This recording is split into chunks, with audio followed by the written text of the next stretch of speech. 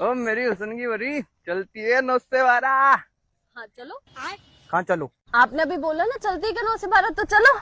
मैं तो आपको छेड़ रहा था नॉर्मली। हाँ तो मैं छिड़ गई, अब चलो। बहन जी आप तो सरी बट बहन जी लगती हूँ मैं, बहन जी अरे, लगती हूँ। मतलब मेरी हुस्न की परी, मैं तो आपको नॉर्मल छेड़ रहा था। हाँ तो अब मैं छिड़ गई।